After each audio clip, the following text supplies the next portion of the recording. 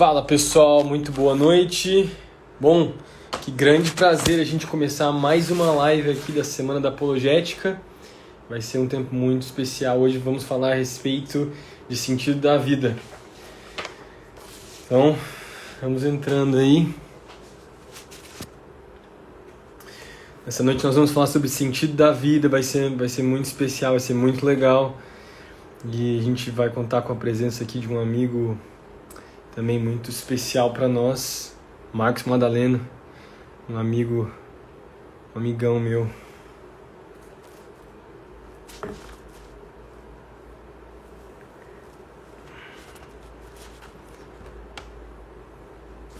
Isso aí. Bom, enquanto a gente não começa a live a conversar a respeito dos assuntos que nós vamos falar nessa noite, só começar introduzindo e falando que a gente está com um grupo lá de WhatsApp, e esse grupo tem quase 180 pessoas, mais ou menos isso, acho que umas 180 pessoas que estão lá, e é uma lista de espera, né, para poder fazer parte aí da próxima turma que a gente vai fazer do curso. E nessa lista de transmissão, aí, nessa lista de espera, a gente vai disponibilizar algumas sorteios aí de camiseta, de livro, enfim, vai ser muito legal. Então você que pode ou que deseja, que tem vontade de fazer o curso, se você entrar nessa lista, você vai poder também fazer parte desse sorteio, né? E poder também, além de fazer inscrição, ter desconto, coisa do tipo que a gente vai fazer, você vai poder também ter esse sorteio que nós vamos fazer. Beleza? Deixa eu ver se o Marcos ainda não entrou. Bom, vamos lá. Essa live vai ficar salva para depois também, né? A gente está disponibilizando as lives aqui no Instagram.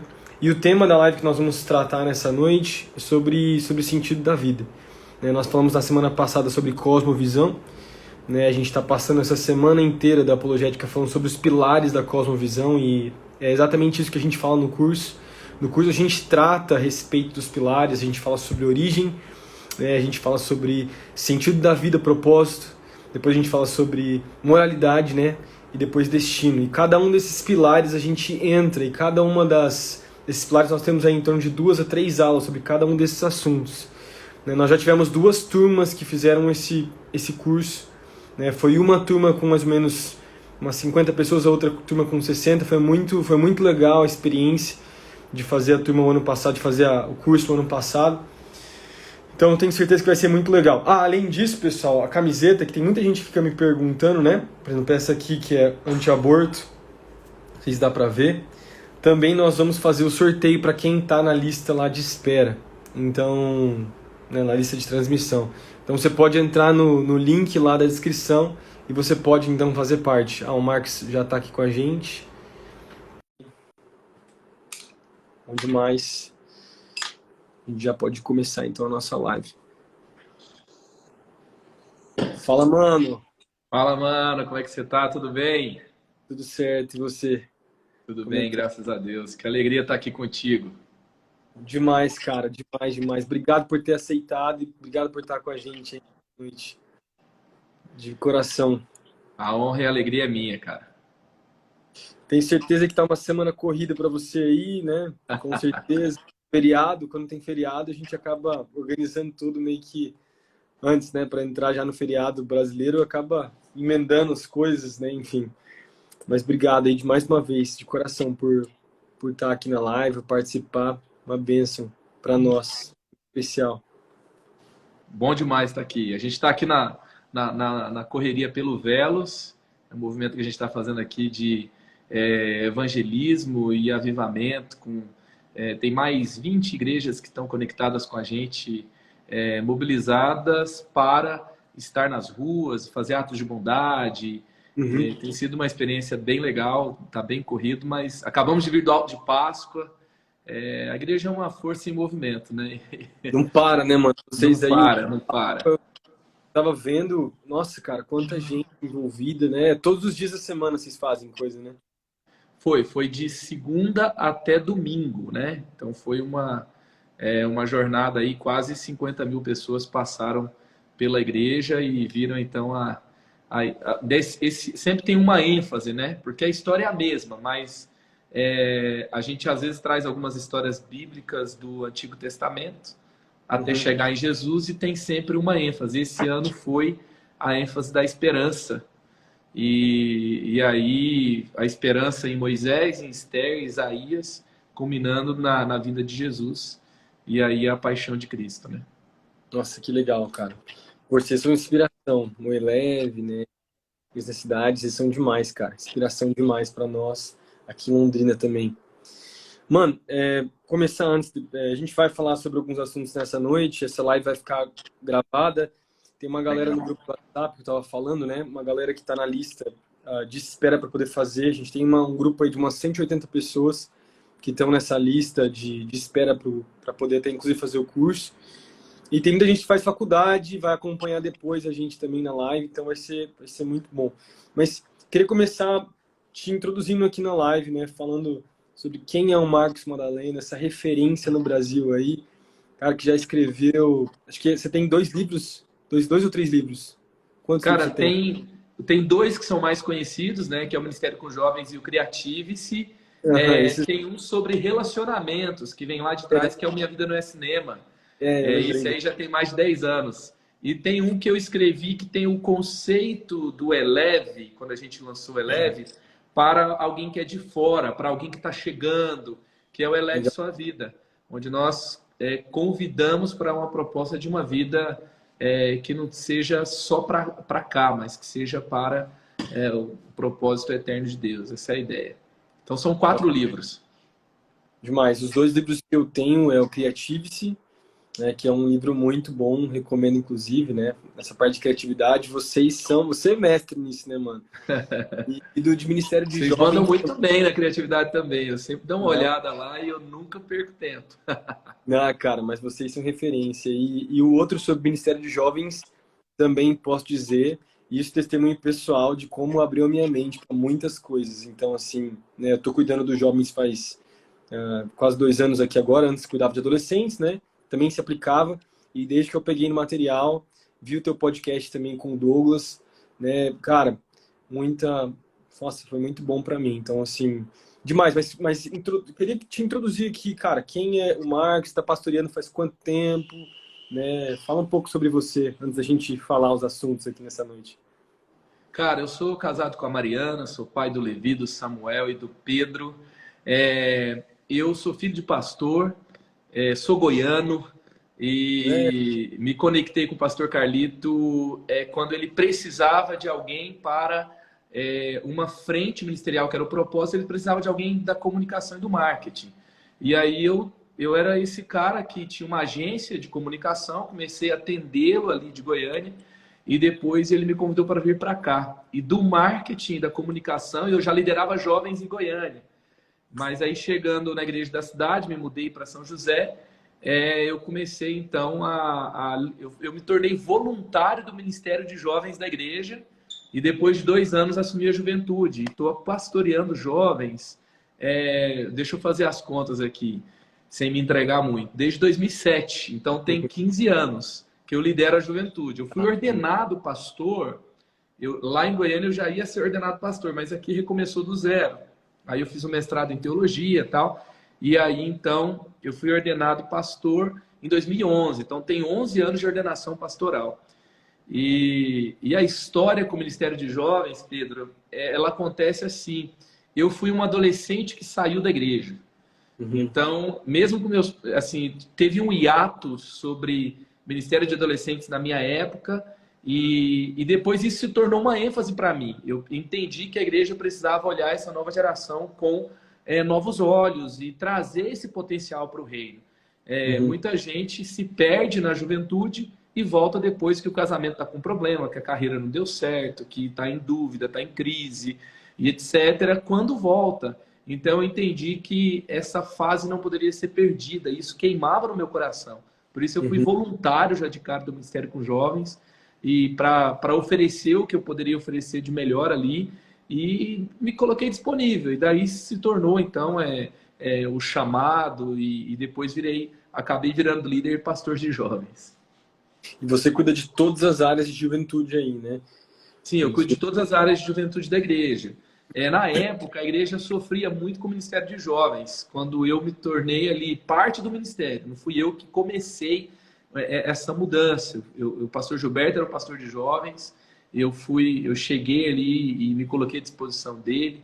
E a igreja, assim, muitas coisas da igreja iam bem. E ali o ponto de resistência da igreja, crítico mesmo, era a juventude. A juventude, se ela não for o maior potencial da igreja, ela vai ser a maior resistência, vai ser o maior problema. Normalmente é assim. E depois, então, a gente começou a viver uma transição. E hoje a gente tem 4 faixas etárias, que é adolescentes, jovens, jovens namorados e jovens adultos, que são 4 redes de pequenos grupos, são 4 frentes com cultos, são ministérios universitários, com empreendedores. Então, todas essas frentes eu lidero. Lidero também o IC College, que é uma escola ministerial da igreja, hoje com 120 alunos integrais aqui, passando manhã e tarde, final de semana, com a gente também servindo os ministérios. E somos pastores líderes da igreja. Nossa, demais. Então, tem muita coisa, muita bagagem, né, na vida do Marcos Madalena aí, cara, uma referência pessoal para mim. E você que está chegando aqui, conhece um pouquinho mais do Marcos, ele lidera o Eleve, então, também, a igreja da cidade. Cara, então vamos já pro assunto, você tem muita gente, vamos tentar linkar as coisas aqui, sempre falando sobre juventude, principalmente, porque nós dois lideramos jovens, né? Um dos assuntos, eu falei para você no áudio, conversando, que a gente fala nessa temática sobre apologética, e eu tento simplificar o máximo possível nesse curso que a gente dá, é falar sobre cosmovisão, e a gente usa a cosmovisão como uma estrutura para poder falar a respeito de apologética mesmo. E sempre quando eu falo sobre apologética, eu estou falando muito mais sobre fortalecer a fé do que você sair para discutir, conversar com alguém. Muito mais você entender quem você é em Cristo, entender sua cosmovisão, e depois disso você pregar o evangelho com autoridade. E não sair discutindo, porque às vezes a gente tem essa tendência de levar para esse lado assim, de discussão. A gente vê aqueles vídeos de um teólogo discutindo com um ateu, e isso, cara, no final é uma... A gente tá... Quando a gente pensa nessa realidade, você está fazendo, né, uma... Como é que fala? Uma queda de braço com a pessoa em termos de argumento que não vai chegar em lugar nenhum. No final, cara, Cristo precisa ser exaltado com as nossas palavras, a pregação do Evangelho. Quando a gente fala sobre 1 Pedro 3, capítulo 15, lá vai falar sobre a razão da nossa esperança, que Pedro fala, é muito mais isso, a gente falar a verdade em amor, né? Mas quando a gente fala sobre cosmovisão, só para me introduzir o assunto, eu falo sobre os pilares, né? Eu falo sobre origem, né? Da onde nós viemos como seres humanos. A gente fala sobre sentido, que é a live de hoje, que é propósito. Qual que é o meu propósito? Por que eu existo? Por que eu estou aqui? Quem me criou com um sentido. A gente fala sobre moralidade, que é como eu sei aquilo que é certo e errado. E no final eu falo sobre destino, que tem a ver para onde os seres humanos vão quando eles morrerem. Não necessariamente uma linha teológica escatológica, mas é muito mais diferenciar as cosmovisões. Você vai perceber que estudando as diferentes cosmovisões, desde outras religiões, um agnóstico, né, um panteísta, você vai perceber que existem diferenças, né, nesses 4 pilares. E hoje, falando sobre sentido, o que eu queria abordar com você nessa noite é como os jovens, né, eles vivem essa crise de sentido, essa crise existencial, né, essa luta por saber qual é o propósito, por que nós existimos, qual que é o nosso valor, né? E eu queria começar a live introduzindo o assunto, mas abordando isso para você, né? Você como pastor jovem, você tem percebido nesses últimos anos notado essa mudança no pensamento?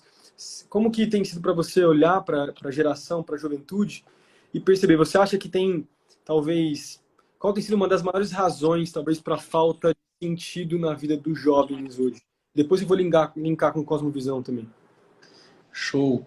Eu quero também dizer, Pedro, que eu sou admirador do Geração Livre, do Antítese. Puxa, eu estou sempre de olho aprendendo com você, com tudo que vocês têm produzido. E obrigado por esse presente, né, para a juventude cristã brasileira, de fortalecimento de raízes, de encontrar sentido e propósito no lugar certo. É muito, muito bom. Parabéns pelo trabalho que você tem realizado.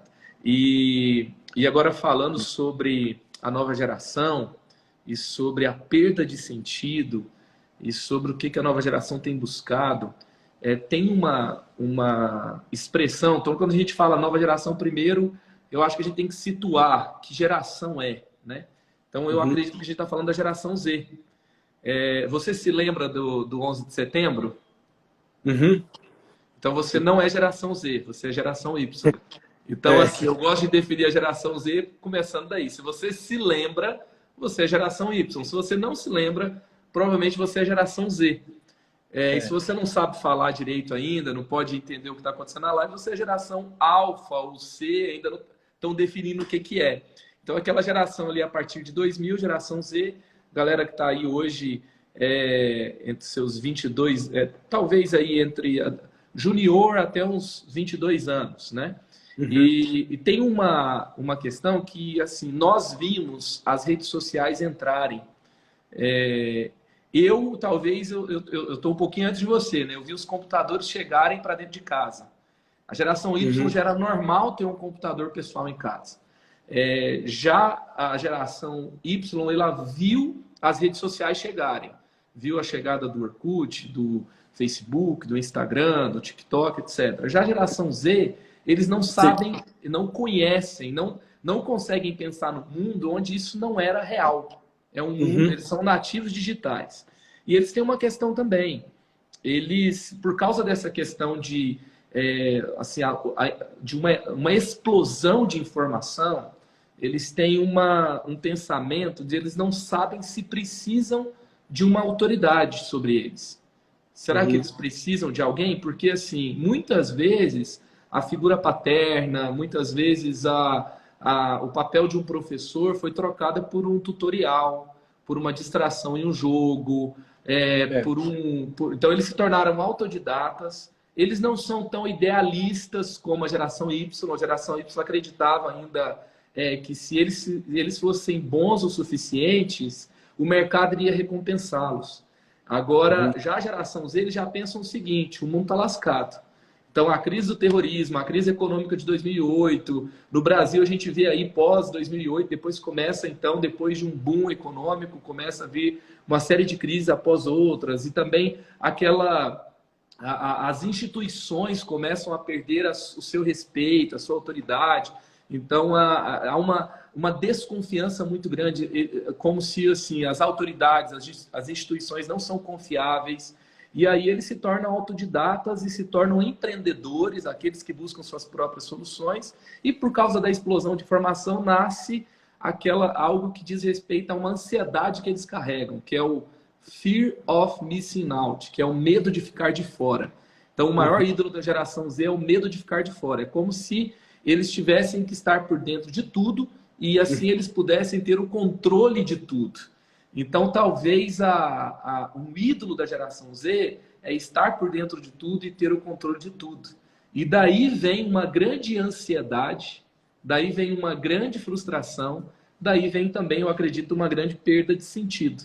Porque eu desacreditei dos pais, eu me desacreditei das autoridades, eu me desacreditei das instituições e eu me tornei mais dono de mim mesmo, porque a informação me leva para muitos lugares. Tem tanto curso na Hotmart hoje que você tem que fazer um curso para saber que curso que você vai fazer. Entendeu? Então, aí, só que assim, tudo isso aumentou a minha ansiedade. Tudo isso me fez chegar num lugar que parece que continua sem resposta. Não tirou, aumentou a minha ansiedade. Eu acredito que muito da crise da nova geração vem desse viés. Eu acho que, assim, pra gente, essa é a forma que eu vejo, né? Que é como eu vejo essa nova geração. Legal. Eu estou fazendo uma pós, na verdade, né? Em ciências humanas, né? Com ênfase em filosofia, sociologia, história. Estou terminando agora, na verdade, no último mês. E eu estava tendo a última matéria de um filósofo, não sei se você já ouviu falar, que chama Bauman. Oh, E sim. o livro dele O cara é um fenômeno. e ele fala sobre modernidade líquida, né? E Aham. eu tô lembrando agora porque eu fiz uma aula só sobre esse cara hoje. E, cara, é impressionante como ele foi profeta mesmo, cara. Tipo assim, da pós-modernidade, em termos de como ela é líquida, assim, fluida mesmo, né? Em tudo diferente. E eu sei que ele estava prevendo as diferenças, né? Uma crítica.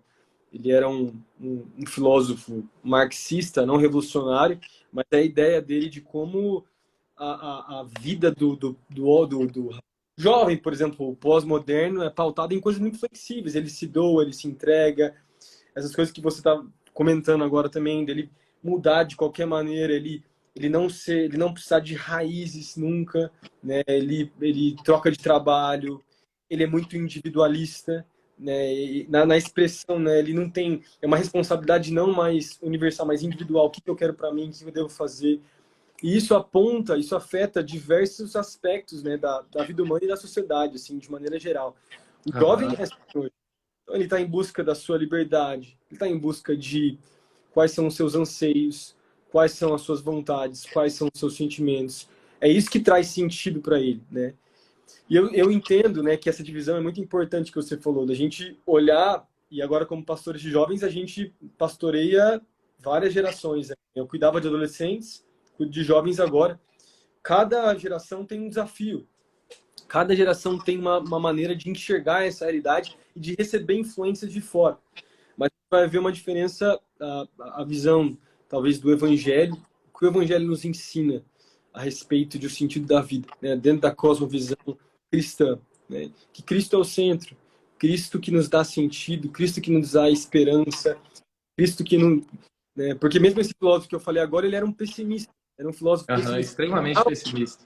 Olhava para o futuro, cara, e falava, não vai dar certo, tipo assim, não tem como. E a gente pode entrar nessa mesma paranoia mesmo, porque não dá certo, não vai funcionar, mas no final, se a gente olha para Cristo, olha para o Evangelho, né, e a gente pensa na nossa condição como cristãos, a gente percebe que tem jeito sim, que é Jesus. Independente da faixa etária, independente daquilo que nós Aham. estamos vendo, né, e eu vejo isso, olhando para a juventude de maneira geral, né, porque eu até falei ontem à noite, estava falando com o Israel sobre isso, na live que a gente fez ontem, tipo, de como os desafios da nossa geração em termos de realidade mesmo, o que a gente enfrenta, aquilo que a gente está pregando no púlpito, de como os jovens, os adolescentes são afetados por aquilo que eles estão recebendo e de como eles traduzem isso para eles, assim, de como eles são afetados, né?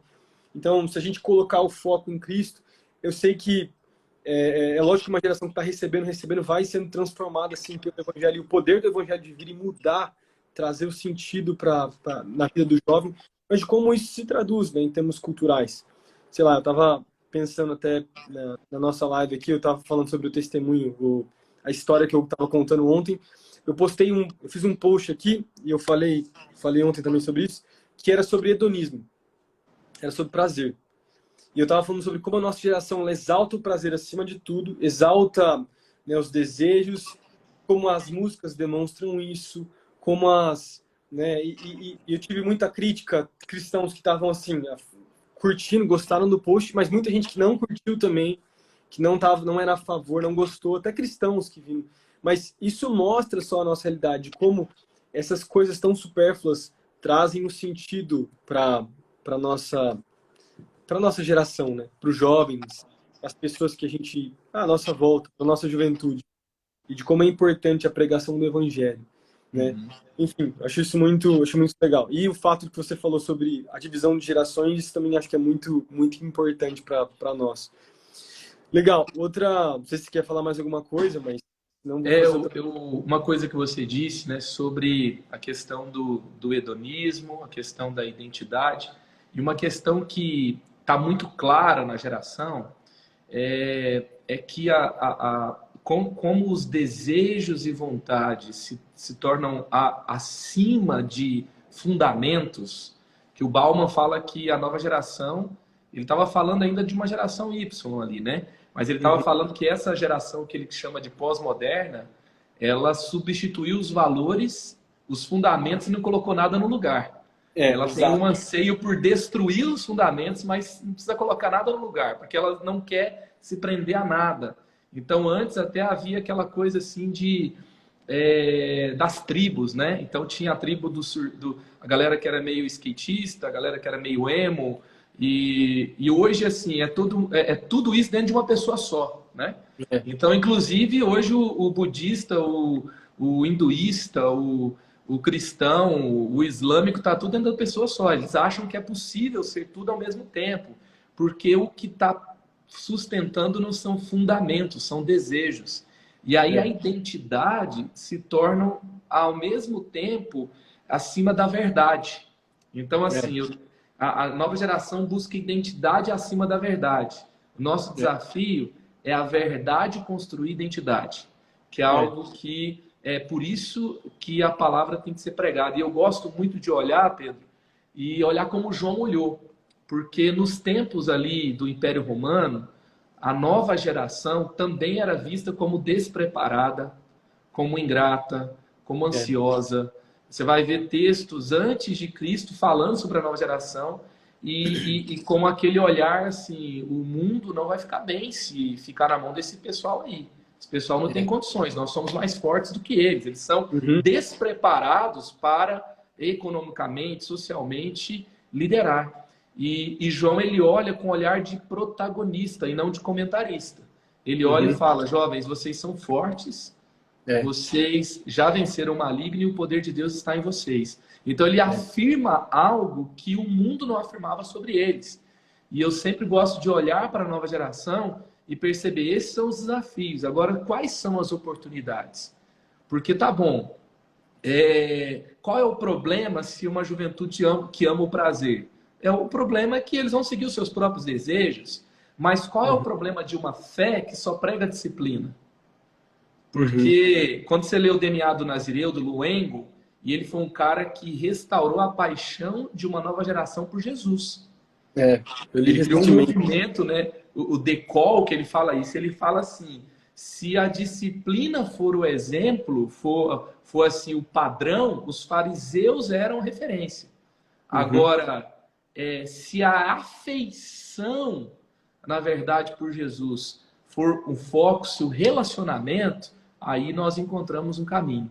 Entendeu? Uhum. Então, assim, isso nos faz nos reinventar na forma de comunicar, mas É, sob uma única verdade, que é que o evangelho funciona poderosamente em qualquer geração. Tem muita gente é, que observa os desafios geracionais, desafios culturais, e como se a gente tivesse que ficar acuado, com medo, não vamos falar isso agora, porque a gente vai ser rejeitado, porque o povo não está aberto. Fiz uma pesquisa recentemente perguntando para os jovens por que eles não evangelizam.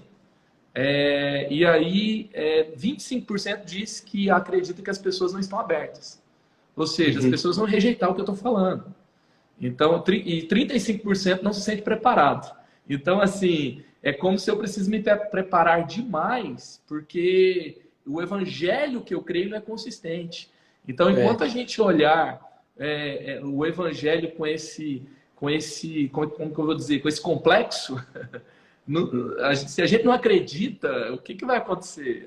Esse evangelho não vai ser resposta, porque, É, na verdade, o problema não está no evangelho, está em mim, está no meu é. medo de comunicar, está na minha forma de vê-lo, na Uhum. verdade, o evangelho é resposta em qualquer geração.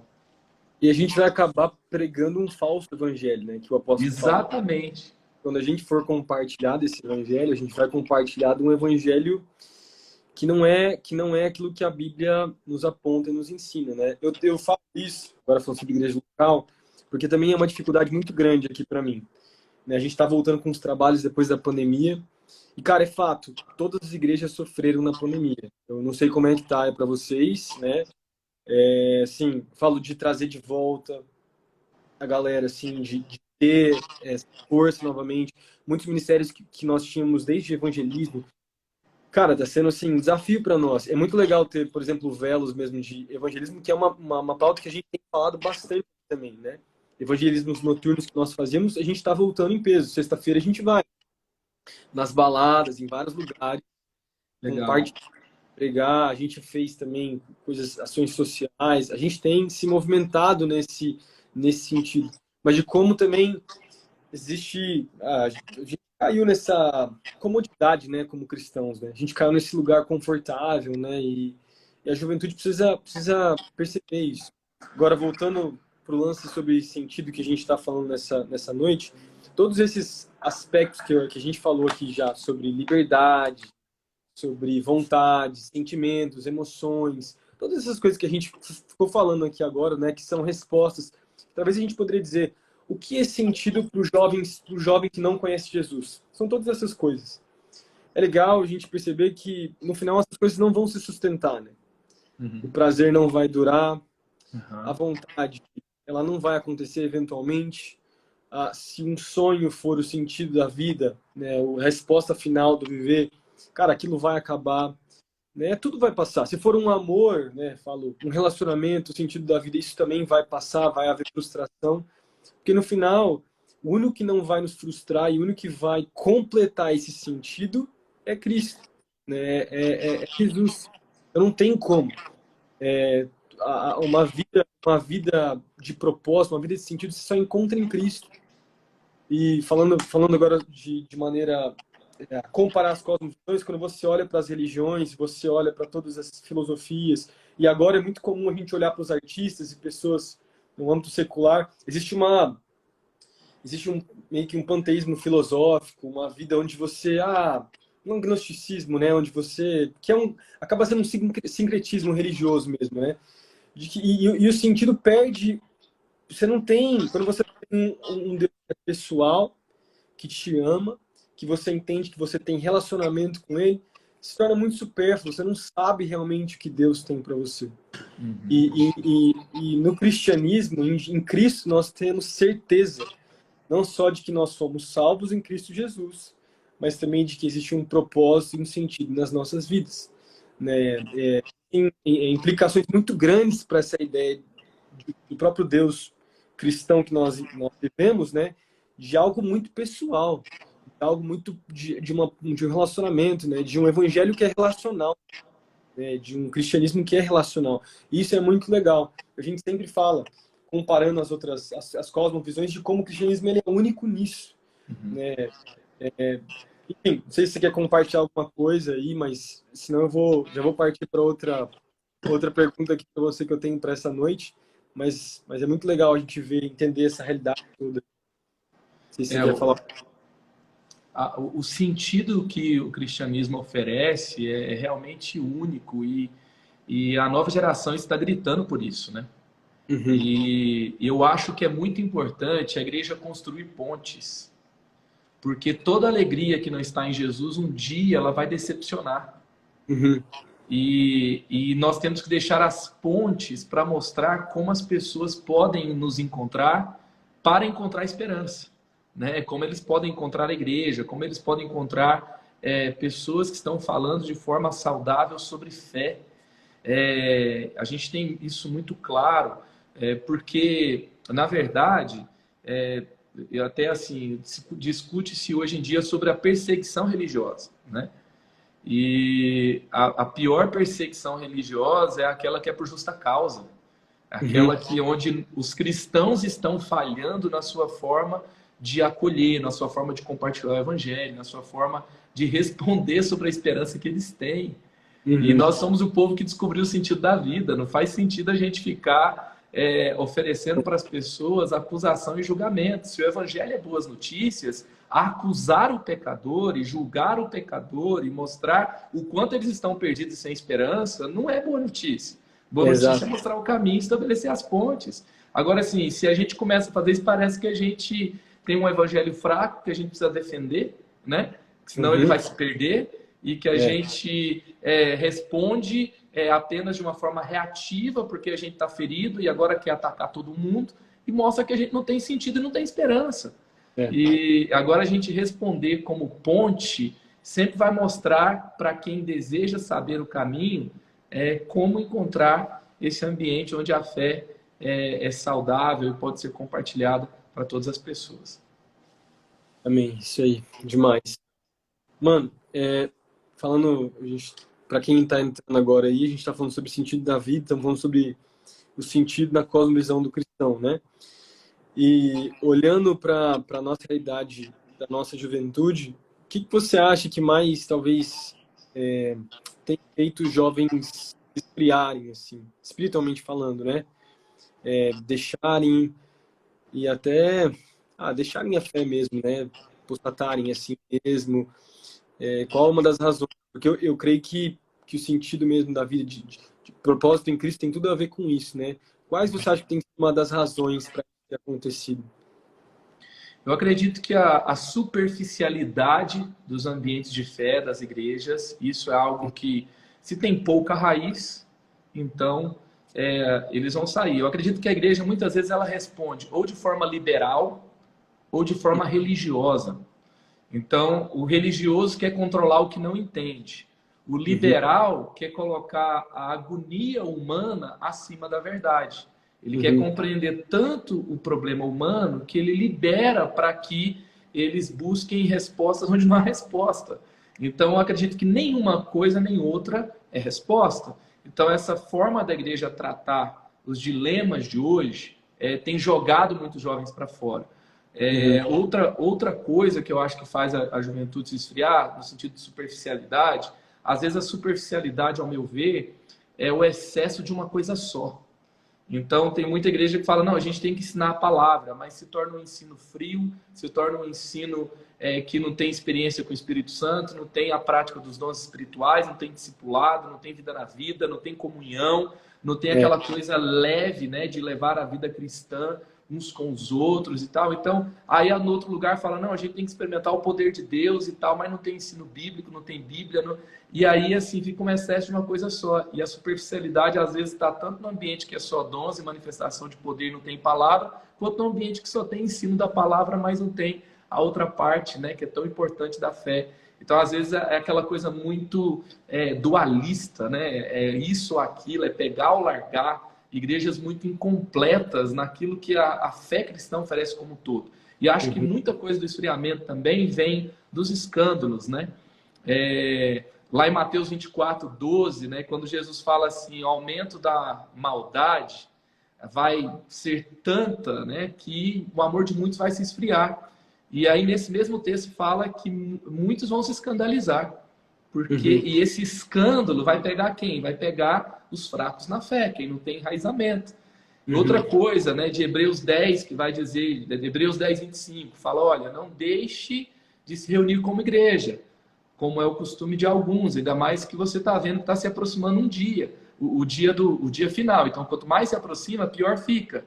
E aí, quem Uhum. está isolado, quem está longe da igreja, quem se decepcionou com líderes, decepcionou com pessoas, aí não estava enraizado, ficou sozinho, ele vai se esfriando e não consegue mais voltar. Eu até fiz uma pesquisa, Pedro, perguntando para uma galera que saiu da igreja. Então, eu peguei um grupo de alunos do college, a gente conseguiu já entrevistar quase 200 pessoas que saíram da igreja, porque cada um pesquisa três jovens que saíram da igreja. E aí, então, a ideia foi perguntar para cada um deles por que eles saíram da igreja. Aí você vai vendo assim que tem a maior parte ali, 60% está relacionada à decepção com pessoas. Uhum.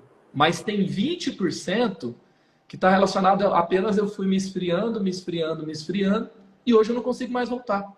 Então, Uhum. esse distanciamento do corpo, ele vai provocar o quê? Esse esfriamento espiritual. Porque tem muita gente que fala, né? Eu não preciso de igreja para ser salvo. É, Mas, na verdade, assim, não para ser salvo, mas para se manter encorajado, com a chama queimando no seu coração, para desenvolver sua fé, isso não se desenvolve sozinho. Se exato. você tem a oportunidade de participar de uma igreja. É isso aí. Cara, é tanta coisa. Mas eu tenho visto assim, é triste você olhar para muitos jovens que você que eram até próximos, até que, por exemplo, a gente tem uma escola aqui também, né, de teologia, o Interns aqui, né, uma escola de 2 anos também, não é em período integral, é só na parte da noite. Cara, mas é triste ver ver jovens que passaram por isso e que hoje estão distantes, ou jovens que eram próximos de você, pessoas que estavam próximas e acabaram Uhum. deixando. Eu sei que tem a ver com uma escolha pessoal também da pessoa, que ela tem vivido. Isso não estou nem questionando sobre ser salvo, sobre não ser, mas é o que você falou sobre nosso crescimento da fé, né? Aquilo que a gente vai viver em termos de igreja. A igreja é algo bíblico, né? Não tem como a gente tirar e de como... Eu acho que isso tem sido, sim, uma razão. Eu acho que você falou a respeito de um equilíbrio, cara, fantástico. Como tem muitos lugares que a gente foca tanto, doutrina, teologia, algo tão profundo, mas ao mesmo tempo tão distante, né? Tão complexo que se torna algo distante das pessoas. E também, se a gente só focar nas experiências, a gente também vai para um lugar perigoso. Como a gente Exatamente. precisa de um equilíbrio, de viver esse equilíbrio. E quando a gente vê esse equilíbrio, cara, é isso, é uma igreja saudável, juventude saudável, é aquela que tem esse entendimento e vive, né? Porque nós cremos, eu creio, igual você, nos dons, fluem, mas que amam a palavra, amam o Senhor, amam a sua presença. Cara, como isso faz toda a diferença na Faz toda a maturidade diferença. da vida do cristão, né? Pedro, tem uma frase do Bill Johnson que eu acho que reflete muito esse equilíbrio que a gente tem que buscar. Ele fala: nós temos que conhecer o poder da verdade e a verdade sobre o poder de Deus. Amém. Então, que você casa as duas coisas. Eu tenho que conhecer o poder da palavra, o poder da verdade, o poder dos fundamentos, o poder do enraizamento. E Uhum. conhecer ao mesmo tempo, né, a verdade sobre o poder, a experiência, a manifestação de Deus. Ele vivo entre nós nos dias de hoje. É, isso aí. Nossa, forte. O Bill Johnson é Bill Johnson, né? O Bill Johnson Mas é zica, né? é demais. Mas é impressionante, cara, como isso faz toda a diferença, né? A profundidade, o amor da palavra, eu acho isso fantástico.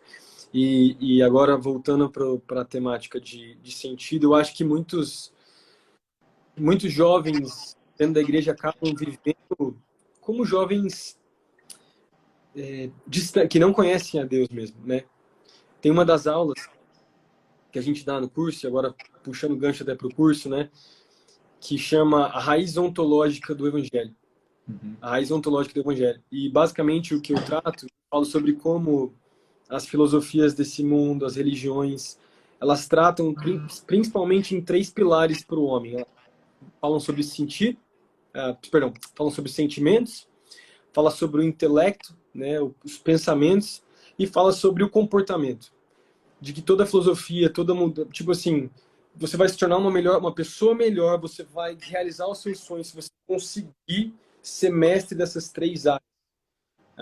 E se você finalmente conseguir seguir esses três passos, tipo uma propaganda que tem no Instagram, siga esses três passos, daí você vai ter sucesso. Né? Eu sei que é bem convidativo e eu sei que até dentro da igreja a gente faz isso de propósito, mas sempre focando no evangelho. Mas você vai perceber que é sempre essa raiz, é uma raiz bem religiosa, e a gente faz desses três fundamentos, eu sei que, mais uma vez, existe um sincretismo, às vezes, religioso nessas mudanças de comportamento. Quando o cristão passa a viver tentando só modificar aquilo que ele está sentindo, aquilo que ele está pensando, ou aquilo que ele tem que fazer, cara, ele está vivendo um falso evangelho, que foi o que a gente falou no começo da live. Ele começa a ver uma coisa que não é o que Deus tem para ele. Ele começa a entrar num lugar perigoso. Porque, e daí voltando a falar sobre outras religiões, as outras religiões sempre se propõem a mudar essas três áreas do homem. Seja maneira panteísta de viver, seja, sei lá, maneira dos muçulmanos. Eu fiz uma live aqui com um rapaz, com o Bonifácio, que é mestre nessa área, que fala muito sobre comportamento, sobre obediência, mas uma obediência cega. Ou seja, sobre a maneira de você pensar, que é o que a gente mais vê hoje. Tem que ter um comportamento positivo, um coaching, né? Algo assim, você tem que ser mestre dos seus pensamentos. Cara, o evangelho é o oposto. É por isso que o evangelho ele é ontológico na sua essência. Ele muda o coração. Quando ele muda o coração, todas essas outras três áreas elas são afetadas. Mas primeiro o evangelho vem para mudar o centro, né? Porque o evangelho ele fala a respeito de como o homem ele tem um problema na sua raiz, de que se a Uhum. raiz for tratada, as outras áreas vão ser mudadas. E por que eu tô falando isso? Porque eu acho que tem muitos jovens que deixam a igreja, deixam as coisas de Deus, porque passam a ver de acordo com isso. Uhum. Tinha um jovem muito próximo meu, que eu ajudava ele, enfim, em uma área específica, não vou nem falar aqui para não sei se tem a galera da minha igreja, né? E, cara, quando ele começou a viver de maneira mais religiosa, assim, querendo agradar, me agradar, agradar as pessoas à volta dele, a família dele, cara, ele voltou para o estilo de vida que ele tinha, assim. Ele caiu no engano de...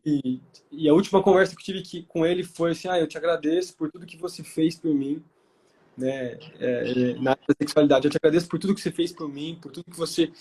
Mas eu tô tentando, eu tô vivendo para te agradar, para agradar as pessoas, e eu quero me agradar agora. E você percebia que ele tava tentando viver mesmo em mudança de pensamento, mudança de comportamento. E no final, cara, isso não segura ninguém, velho. Isso, tipo assim, e é muito triste falar isso, porque é um cara que eu amo muito, né? Aham. Eu falei no final da conversa, falei, cara, você não tá, você tá entendendo errado, cara. Assim, você não tem que me agradar, né, velho? Você tem que agradar Jesus, cara. Tipo assim, tem a ver com ele. Ele é o seu maior amor, é ele que você tem que agradar, você tem que amar.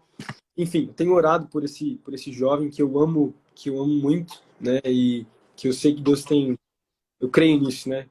Que um dia ele vai retornar, mas eu vejo que esse é um dos problemas, assim. Não sei se você quer complementar alguma coisa, senão eu já passo para outra Eu pergunta. acredito que o problema, muitas vezes, não é a série do Netflix que a gente assistiu, o professor que influenciou com algum pensamento ali na aula, ou aquele livro, ou algo da cultura que nos assedia, ou o livro que a gente leu. Na verdade, é a Bíblia que a gente não leu e o É, discipulado que a gente não cresceu nele. é, Porque enquanto eu estiver apenas adestrando o comportamento, eu não fui transformado ainda de dentro para fora.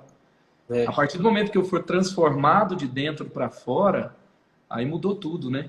E falando sobre desejo também, o Rick Warren escreveu um livro que é um livro sobre propósito e sentido da vida, que é o uhum, Vida com Propósitos, e é o livro aí mais cristão, na verdade é o livro mais vendido depois da Bíblia hoje, né? é verdade. Está chegando ali 50 milhões de cópias e tal. E ele começa o livro com a primeira frase do livro é: a questão não é você. A questão não é você. E até tem um TED Talks dele incrível, né? Ele falou no TED, acho que foi ali 2005, 2006 que ele falou. E ele fala sobre essa questão, né? A questão não é você. Enquanto você for o centro, tudo vai ficar caótico. A questão é É, quando você encontrar o sentido da sua vida, entendendo que a vida não é para você, é sobre Deus e sobre as pessoas. esse livro é muito bom, né, cara? O Rick Warren é um cara, nossa, de Deus. Ele fala muito isso por causa do que ele viveu, né? A experiência com o filho dele, de ter. Tem alguns acho que é ele, né, que teve um filho que. Não sei se cometeu suicídio, é ele? Ou Sim. não? É ele, né? Ele não Ele fala. coloca isso nesse livro, isso aconteceu depois, né? Mas ele teve um livro, um filho que tinha uma doença mental e aí ele Uhum. cometeu suicídio. Ele até tem uma ONG hoje, né? Uma ONG cristã que é a esposa dele que preside, que é sobre saúde mental. É.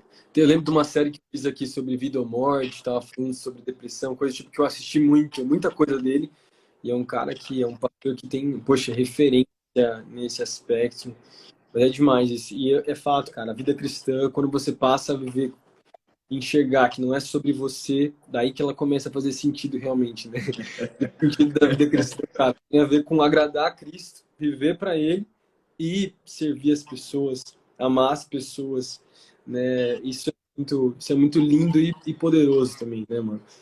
Mano, a última pergunta que eu queria, que a gente falou agora sobre os problemas culturais de fora, falamos sobre os problemas culturais de dentro da igreja que a gente vê, né, em termos de visão cristã.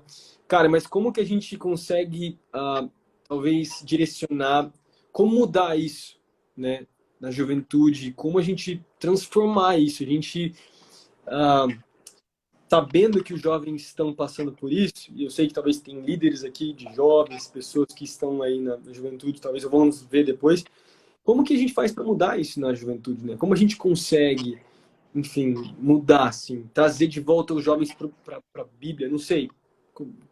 Sei que você quer compartilhar. Pedro, eu já vivi assim, primeiro, né? Eu liderei jovens numa igreja de 70 pessoas quando eu Uhum, servia junto com meu pai. e a juventude estava dispersa e vivendo dois mundos, assim, que foi o que eu vi, que eu vivia e eu quis servir para mudar. E depois eu vi a grande transformação que Deus trouxe aqui na igreja da cidade. E depois, assim, todo o Ministério de Jovens, ele passa por uma constante renovação. É muito fácil você perder a mão. O grupo de líderes, ele envelhece no ministério, ele passa, então, a fazer o ministério para eles.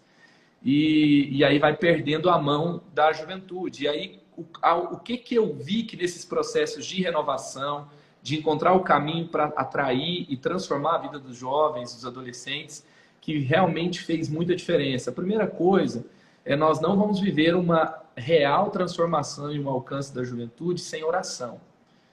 Sempre que algo novo aconteceu na juventude, partiu de um grande movimento de oração, ou de um movimento de oração importante. Às vezes ele não era grande. Eu lembro quando eu começava a orar na juventude, e tinha 2, 3 comigo. E aí já me perguntaram, né? Uma vez o Douglas me perguntou, pelo que você orava quando aparecia 2 pessoas para orar? Eu falava, eu orava para que a juventude quisesse orar. E a gente começou a ver isso acontecer. A juventude começou a aparecer para orar. Segunda coisa que nós fizemos foi cuidar do coração da juventude. Então a gente percebeu que tinha muita gente machucada, tinha muita gente ferida pela religiosidade, tinha muita gente ferida pela própria vida de pecado. A maior prova que a Bíblia é verdadeira, que o pecado realmente é errar o alvo do que Deus tem para nós, é o próprio pecado. Você olha para o rosto de uma pessoa que foi maltratada pelo pecado por 10 anos, por alguém que foi escravo das drogas, por alguém que foi escravo, que viveu num adultério por 10 anos, você vai ver uma pessoa acabada. Isso mostra que a Bíblia é correta. E então nós fomos cuidar dessas pessoas. E como que nós fazemos isso? Depois, se você está orando, se você está cuidando das pessoas, se está discipulando, e aí você vai precisar, porque a juventude, o Ministério de Jovens é forma, é linguagem, porque a essência é da igreja. O coração do Ministério de Jovens é a igreja, não é uma igreja dentro da igreja. Então a igreja tem uma visão para adoração, para o discipulado, para comunhão, para missões e evangelismo, para serviço voluntário, para ministérios. Então a igreja tem essa visão. Então eu tenho que traduzir uma mensagem na linguagem da juventude. E o que é isso? Tem muita gente que olha a contextualização de uma forma assim, isso não é importante, o importante é só o conteúdo. Então, assim, dentro da essência, da base, do fundamento, então eu tenho que, isso é o mais importante. E aí, quando eu vou para a linguagem, vamos falar do equilíbrio como um todo, é lógico que eu não vou alcançar ninguém com o evangelho errado. Se eu acredito que, se eu não estou tão enraizado no evangelho, e daqui a pouco eu começo a trocar o evangelho por um coach, a trocar o evangelho por um liberalismo, a trocar o evangelho por algo que seja mais, na minha cabeça, atrativo para a juventude, então eu perdi tudo. Agora, se eu quero compartilhar o evangelho de uma forma que comunique no coração deles, eu vou ter que fazer o que Paulo fez. Paulo, ele andou em Atenas, viu os lugares de culto, viu os costumes, viu como as pessoas faziam, o que elas faziam. Ele observou a poesia ateniense, ele estudou. E aí ele pega e compartilhou uma mensagem. E você vê na mensagem dele que ele escolhe a forma de comunicar. O Tim Keller vai falar isso, né? Que ele teve a contextualização ativa. O que é a contextualização ativa? Aquela que desafia a mudança. Então, a contextualização passiva, eu estou dentro da cultura, eu sou um deles e eu não desafio ninguém. Ele até ilustra como aquela questão da rocha que é perfurada. Eu posso cavar a rocha, mas não colocar um explosivo lá dentro. Mas quando eu cavo, isso é contextualização passiva. Eu falo a linguagem deles, eu canto as músicas deles, mas eu não tenho o evangelho que desafia. Então, Paulo, ele olhou tudo, aí na hora de falar, ele não falou sobre o Jesus que morreu. Por quê? Porque a cruz era o quê? Era um escândalo para os gregos. Então, ele não fala da cruz, mas ele fala da ressurreição. É lógico que quem morreu ressuscitou, mas veja que Paulo ele escolheu a melhor forma de comunicar. Então, para eu conseguir, com o evangelho que é poderoso, que eu não preciso trocar por nenhum outro, mas comunicar ao coração das pessoas, eu preciso o quê? Conhecer a juventude. Eu preciso saber quem eles são. Tem muita gente que fica ou no achismo, Ele olha e fala, acha que o povo gosta disso, acha que o povo gosta daquilo, ele fica doido e perdido porque quer fazer o que todo mundo gosta, mas não chega em lugar nenhum. Ou às vezes ele fica muito fechado ali, porque ele acha que só o conteúdo é importante e os dois não levam a lugar nenhum. Agora, não é que não leva a lugar nenhum, não vai provocar o efeito que pode gerar. E aí, então, quando eu amo tanto ao ponto de querer conhecê-los, de andar entre eles, de saber o que eles estão vivendo, saber os dilemas, os medos, os problemas. É uma geração órfã de pais vivos, é uma geração ansiosa, preocupada. Eles não estão tão preocupados com o quanto a gente sabe, porque o que a gente sabe eles podem conhecer num tutorial, num livro, num curso, mas eles estão olhando para a gente perguntando, será que eu posso confiar neles? E aí, então, quando eu provoco um ambiente, olha uma mudança que a gente fez na nossa juventude. A gente aumentou a experiência do hall, porque a gente entendeu que o culto, ele vê uma experiência de louvor e adoração que toca, ele tem uma pregação que é um ensino, mas ele pode ter uma pregação no YouTube, ele pode ter no Spotify, no podcast, e aí você pode simplesmente desconectar, depois eu ouço. Ele pode ter essa experiência, mas a experiência com as pessoas ali é única. Então a gente começou a ter maior número de decisões no hall, no ministério de primeira vez, um ministério que se especializou em saber como eles são, como eles chegam, se é um ferido de igreja, se é um ateu emocional, o ateu emocional que perdeu o pai, que perdeu a mãe, que teve uma tragédia e ele culpa Deus. E aí, ou se é um ferido de igreja, ou se é um cara que se distanciou e voltou e está cheio de argumentos contra Deus, ou se é alguém que caiu ali porque está namorando com alguém, porque veio atrás de, sabe, está precisando de uma cura, está passando por um problema, e aí conseguiu perceber o que traz aquela pessoa aqui pela primeira vez e responder com a fé, com o evangelho. E aí a gente passou a ter mais decisões no hall do que no culto. Mais assim, na pregação, entendeu? Então a pregação lá teve 10, 12 decisões, às vezes eu chego lá 30 decisões. E aí teve muitas decisões que foram no hall, na conversa, no posso orar por você e no primeira vez. O posso orar por você onde eles podem experimentar o sobrenatural um a um, que é orando por cura, orando por alguma dificuldade que ele está passando, sai uma palavra de conhecimento e uma ministração. Então eu acredito que oração, cuidar do coração, conhecer as pessoas e oferecer mais do que um culto. Apenas um culto não é suficiente para aquilo que nós temos de dilemas na nova geração. E aí vai nos fazer ralar para oferecer um ministério mais completo, que vai ter uma abordagem mais profunda.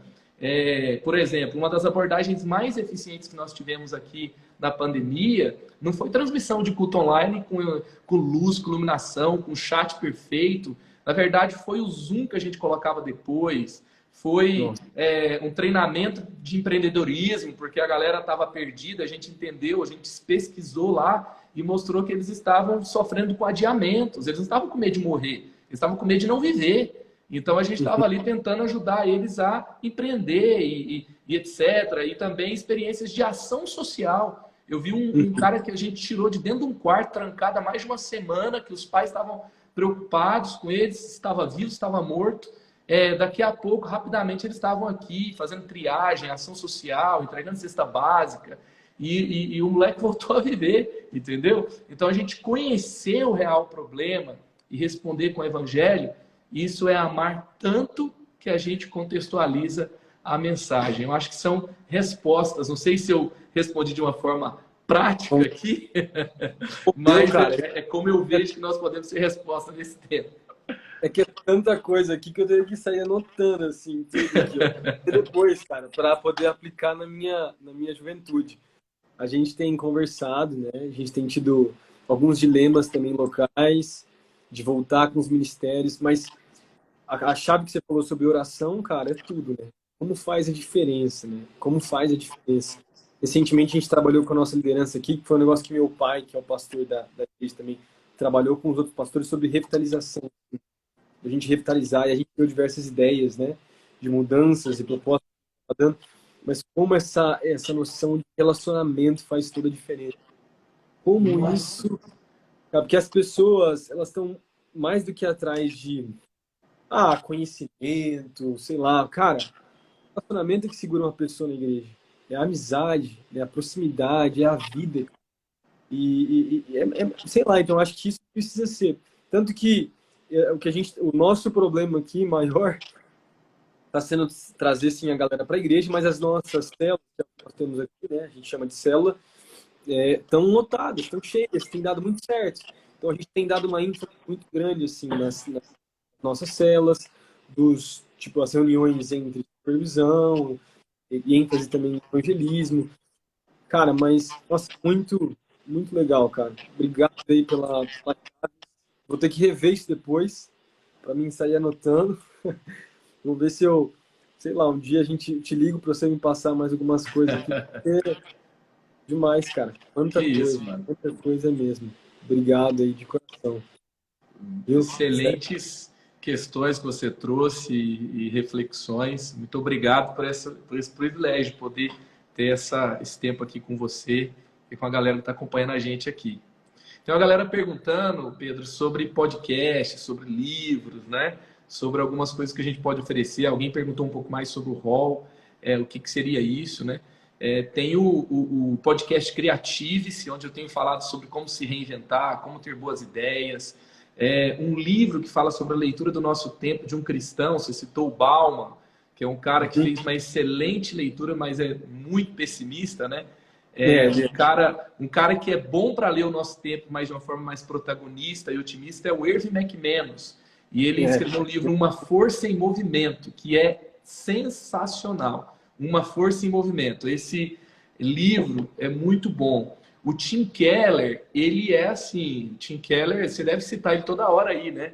Ele fala que tem duas formas, por exemplo, de você negar Jesus, que é por meio da religião ou por meio da irreligião, né? E ele fala que a fé cristã o relacionamento é muito bom, a igreja centrada, a fé na era de ceticismo, sensacional. Deuses falsos, meu Deus do céu, que livro. Esse livro dele eu fiz uma série que a juventude explodiu aqui. São boas indicações aí. A gente fez também. Tô até com o teu livro aqui, vou falar pra galera. Ele aqui, né?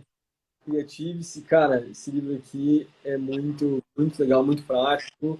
Deixar aqui recomendar você que não conhece, você tem que adquirir e também conhecer o podcast do Marcos. Ele tem um podcast com esse nome mesmo, né? Creative-se, isso mesmo. Você pode procurar no Instagram que tem também. E é muito legal, cara. Muito legal. Se a gente fosse recomendar livros aqui, acho que o que você falou, Deuses Falsos, Igreja Centrada, do Tim Keller, são muito bons. Aqui com a Ego Transformada, que a gente está com um clube de leitura dos jovens aqui, a gente está trabalhando esses dois livros, né? Legal. O Transition e Ego Transformado. Muito bom também. Recentemente nós lemos aqui nos jovens, cadê? Aqui, do Jonas Madureira, esse livro aqui, O Custo do Discipulado. Não sei se você já leu esse livro aqui. Esse eu ainda não li. Cara, esse livro aqui é fantástico. Valeu pela indicação. Muito bom. Jonas Madureira, nossa, cara, tanto conteúdo. Mas tem bastante coisa aí, a gente poderia recomendar mais. Mas, só para mim, antes de eu finalizar, não deixar de falar isso, eu falei no comecinho da live, nós estamos com um grupo numa lista de espera, e para a galera que está nessa lista de espera, que está participando, a gente vai sortear 2 livros desse aqui, ó. Na verdade, esse é sensacional. Não Tenho Fé para Ser um Ateu, que é um livro muito bom, desfocado. E esse aqui, Mais que um Carpinteiro. Não sei se você já leu esse aqui também. Mais que um Carpinteiro. Josh McDowell. Eu conheço o autor, né? Esse eu não li. Eu não tenho fé suficiente para ser ateu. Eu li muitas partes dele. É sensacional. Um manual de apologética para a gente, né? É muito bom. E daí a gente vai estar sorteando. E também para quem se inscrever, né? 50 primeiros, a gente também vai estar sorteando. E também vamos estar sorteando camiseta. Então a gente tem essa camiseta, tem uma camiseta do anti-aborto, 2 camisetas anti-aborto e uma camiseta chama anti-porn. Eu estava usando ela, é uma caveirinha assim, meio com uma tipo tatu assim, mas depois eu posso até postar aqui na página pra galera ver. Mas só falar isso, falar que a gente está com esse grupo. E cara, finalizar te agradecendo mais uma vez por esse tempo. Obrigado de coração por nos abençoar aí. Foi muito edificante a conversa. Obrigado, mano. Prazer, uma honra. Conte sempre Muito bom. comigo. Pena que Obrigado. uma hora passa tão rápido, né? Passa, foi mais de 1 hora, mas muito bom, muita coisa, muito conteúdo. Tenho certeza que uma galera vai assistir depois. A live vai estar disponível aqui, tá, essa semana na página e também no canal. E você pode assistir depois, ou a galera que vai entrar depois pode poder assistir também. Valeu. Pedro, só uma coisa aí, a galera perguntou aí mais coisa e tal. Tem um curso para sair, que é o curso do Creativice. Vai ter uma mentoria dos alunos que fizerem o curso, vai ser um curso online. E tem uma playlist no canal Eleve, eu esqueci de falar aqui, tem uma playlist no canal Eleve que se chama Leadership. Essa playlist, então o canal Eleve no YouTube, essa playlist tem quase 70 vídeos só sobre liderança de ministério com jovens. Nossa. Voluntariado, evangelismo, discipulado, tem muita coisa lá. E tem, por exemplo, uma outra playlist que tem 13 vídeos, que é um curso gratuito lá no YouTube sobre geração Z. São 13 aulas sobre geração Z. Então tem um conteúdo. E tem também a playlist Backstage, que é assim, é um mini documentário de ministérios do Eleve. Então, por exemplo, a gente tem o Eleve Resgate na frente da balada. Tem um vídeo de 23 minutos documentando a ação. Como é que todos os líderes falando, a saída, sei lá, quero aprender sobre o Ministério de Ordem de Culto do Eleve. Então tem lá inteiro. Então o canal Eleve tem muito conteúdo para Ministério com Jovens. Quem ainda não segue, quiser dar uma conferida lá, fica aí a dica também. Eu esqueço de falar das coisas, cara. Não, é só entrar, talvez, para ser mais fácil, entrar no perfil, né, do Marcos. Lá tem o arroba do Eleve. Lá vai ter todas as informações. Deve ter link, sei lá. Tem link de tudo. Tem uma árvore de links lá. Então, você pode procurar. Eu sou muito ministrado aqui no Geração Livre, que é o nosso ministério. E pega muita coisa dele. E sempre rouba muitas ideias boas, né? É um intercâmbio, né? Intercâmbio, Mas muito bom, gente. Então, recomendando aí. É isso aí, mano. Obrigado de coração. Valeu, Obrigado, mano. pessoal. Tamo junto. Deus abençoe, mano. Valeu. Valeu.